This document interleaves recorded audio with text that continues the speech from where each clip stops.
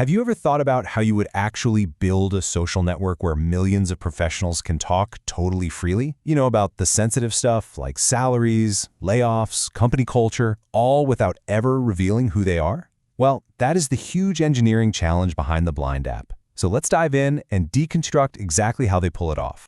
This right here. This is the central paradox. It's the one question that sits at the absolute heart of Blind's entire system design. You have to prove, for sure, that someone works at, say, Google to let them into the private Google channel, but you can never, ever be able to link their posts back to their real Google identity. You know, solving this, that's the secret sauce. So, just for some quick context, what is Blind? Well, it's an anonymous network for professionals. You verify your account with a work email, and that's your ticket in. It gets you access to these private, company-specific communities and a wider global feed where you can talk about interviews, compensation, really all the stuff you probably wouldn't say with your name attached to it. Okay, so to break this whole thing down, we're going to follow the exact path you take in a senior-level system design interview. We'll start with the main problem, the anonymity challenge. Then we'll architect the identity solution, design the feed, figure out how to keep it safe, and then wrap up with the most important part, the trade-offs. All right, first up, the anonymity challenge. Every single great system design starts with the same two things: clearly defining what you're building and figuring out for how many people.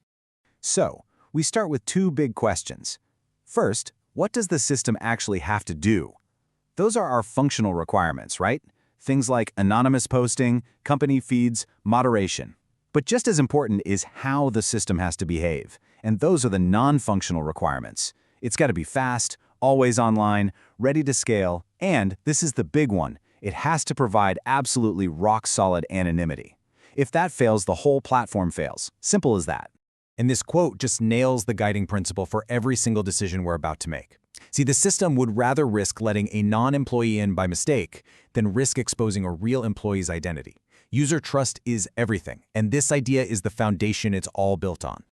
Now let's talk about scale, because we're not building some little side project here. We're looking at a user base of about 10 million total registered users. And out of that 10 million, a massive 2 million of them are active every single day. That means we're dealing with consistent, heavy traffic all the time. And at its peak, the system has to handle something like 30,000 requests per second. That is a huge amount of load, and it tells us right away that our architecture has got to be incredibly efficient and distributed. Okay, so that really sets the stage. Now for part two. Architecting for anonymity. This is where we get into the most critical piece of the whole system, how we solve that core paradox we talked about at the very beginning. I think the best way to get your head around this is with an analogy. So, picture Blind as a masked conference.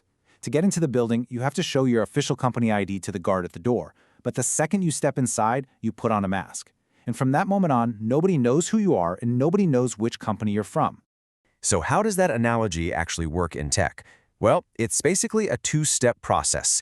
Step one is the security guard at the door. You sign up with your work email, you get a one-time password to prove it's you, and that's it. Your email is verified and then basically locked away, never to be seen again. Step two is the mask. The system creates an internal, encrypted ID just for you. But everything you do out in public, every single post, every comment, uses a temporary, rotating, anonymous ID. That's the mask. Now, this anonymous ID, it's the linchpin of the whole system. Don't think of it like a username. It's more like a temporary hall pass. It can actually change depending on the company channel you're in or even the specific thread you're commenting on. And, crucially, this ID is never sent back to your phone or computer. That severing of the link is what makes it so difficult to trace a user's activity across the platform. All right, so our users are verified and they're wearing their masks. Now they need something to actually look at. Let's move on to section 3, building the anonymous feed. So when you're designing a feed, you've got this fundamental choice to make. You can use a push model, where the system pre-builds a personalized feed for every single user, kind of like how Twitter does it. Or you can use a pull model, where the feed is generated on the fly the moment you open the app. Now, Blind chose the pull-based model, and there's a really important reason why. So why pull? Well, for an anonymous network, this is a huge decision, and the biggest reason is moderation. With a pull model, you can check a post for toxic content before it ever gets a chance to land on someone's feed. It acts like a critical safety checkpoint.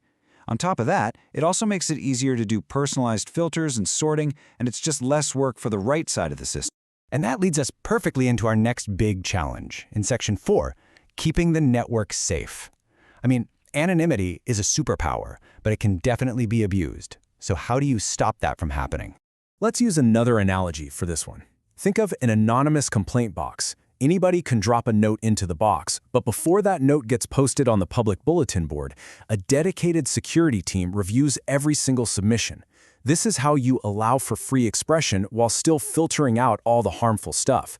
It's systematic, it's detached, and it can scale. So here's how that complaint box actually works in the real world. When a user writes a post, it doesn't just go live instantly. First, it gets sent to a message queue.